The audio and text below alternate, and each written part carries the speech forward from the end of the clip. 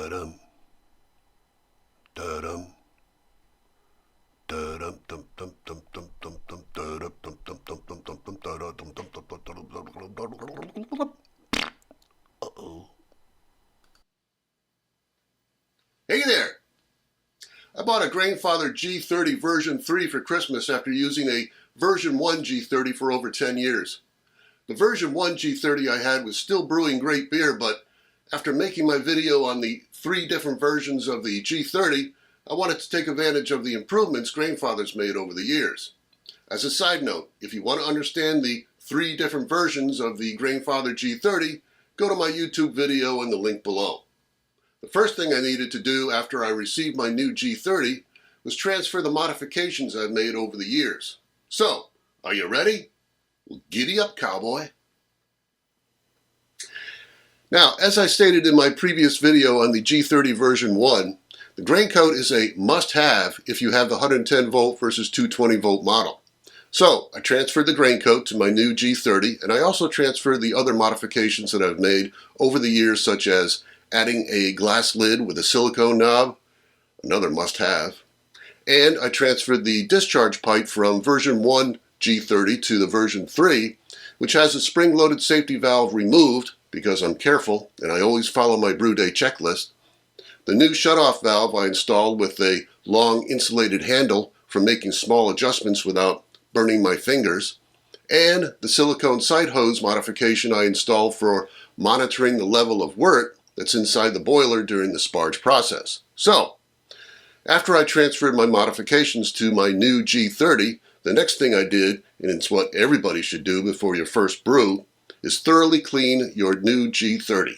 But, as I prepared my new G30 for cleaning, I discovered the Bluetooth controller on version 3 doesn't have the option to permanently install the controller like version 1 does. So, what did I do? You guessed it, I modified it. Now, on version 1 of the G30, Grainfather provided tabs on the controller to secure the controller to the boiler's bracket. With the controller secured to the bracket, you don't have to remove and reinstall the controller every time you clean the boiler because it stays in place when you tip the boiler sideways to pour out the cleaning solution or the rinse water. However, the new Bluetooth controller doesn't have the tabs on the bottom, and Grainfather recommends removing and reinstalling the controller during the cleaning process, presumably to keep any water from getting into the ventilation vents on the side of the controller. As I thought through the various steps to clean the G30 version 3, I would have to remove the controller after every brew day to clean the G30 and then reinstall the controller when I wanted to apply power to clean out the pump and the discharge pipe, and then remove the controller to pour out the cleaning solution and the rinse water. As a side note, Grainfather recommends using warm cleaning solution to clean the G30, and if you use PBW, the manufacturer recommends using the same temperature for both the cleaning solution and the rinse water. So, if you want to use the G30's heating element to heat up the cleaning solution and the rinse water, the controller needs to be installed. In addition to the added time and labor involved, it appeared to me that I increased the possibility of damaging the controller or dropping it while I was removing and replacing it. So, are you ready to see how I secured the controller to the mounting bracket? Well, stop your grinning and drop your linen. Now, the bracket on the G30 version 3 is the same bracket as version 1, therefore, it still has the 2 threaded holes for securing the tabs of the version 1 controller with machine screws. Now, the Bluetooth controller has 2 small offset legs located about 3/4 of the way down the back of the controller.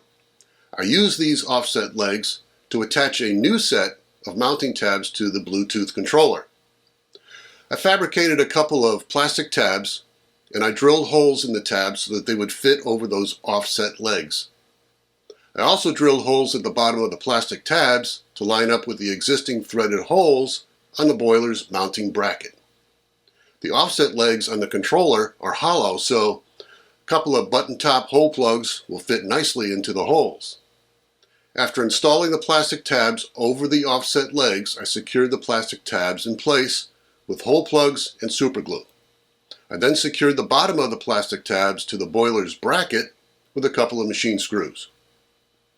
Now, as an added precaution so no water gets inside the ventilation vents during the cleaning process, I modified a plastic bread container so that it will fit over the controller and protect it from any water intrusion during the cleaning process. I cut the bottom off the bread container at the right length and modified the back of the container so that it would slide into the gap behind the boiler's bracket to secure the container in place.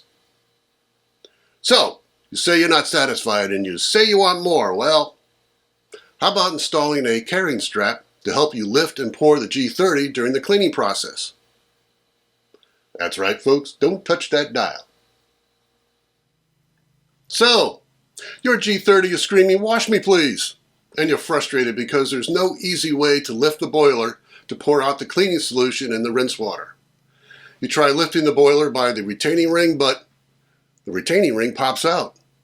In addition, your fingers are slippery from the soap, and dropping the boiler could be hazardous to pets, your toes, and even small children in the area. Well, friends, welcome to the future of innovation. I bought an adjustable nylon belt with a sponge-coated grip handle on Amazon for about $8. Installing the strap is easy. Just wrap the strap around the top of the boiler and connect the belt clip together. Locate the handle to the left of the Bluetooth controller and the belt clip to the right of the discharge pipe, making sure the boiler's retaining clip is not obstructed. Hold the inside of the strap against the boiler and pull on the outside strap to cinch the strap tight.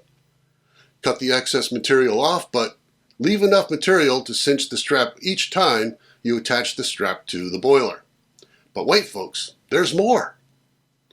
Remember those nasty spring-loaded clips around the top of the G30 boiler that nobody uses except for moonshiners and weird people making distilled water? Well, now those clips can actually serve a useful purpose. Rotate the boiler's retaining clips to secure the strap to the boiler and presto! Lifting and pouring the G30 was never easier. Gee, what will I think of next? Okay, so we're finally to the point in the video where we can clean the Grainfather G30 boiler. Install a protective container over the controller and then remove the filter at the bottom of the boiler and put it into a plastic container with PBW solution.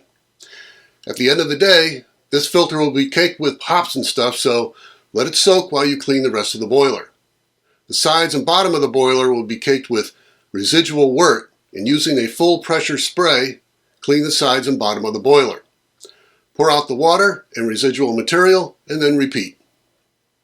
Apply a small amount of water to the bottom of the boiler and then add a scoop of PBW. Spray water into the boiler to break up the PBW crystals and fill the boiler with cleaning solution until it's about a third full. Using a non-abrasive pad, clean the remaining residual wort off the bottom and sides of the boiler. Now, it's very important that you clean all residual material off the heating element at the bottom of the boiler because over time, residual material buildup on the heating element could hamper its effectiveness. Pour out the cleaning solution, add water, and repeat until all the residual material is out of the boiler. Next, we'll clean the boiler's pump and discharge pipe. Fill the boiler with enough water so the bottom intake, where the filter attaches, is fully submerged. Add approximately 1/2 scoop of PBW and use the hose sprayer to add more water and break up the PBW crystals.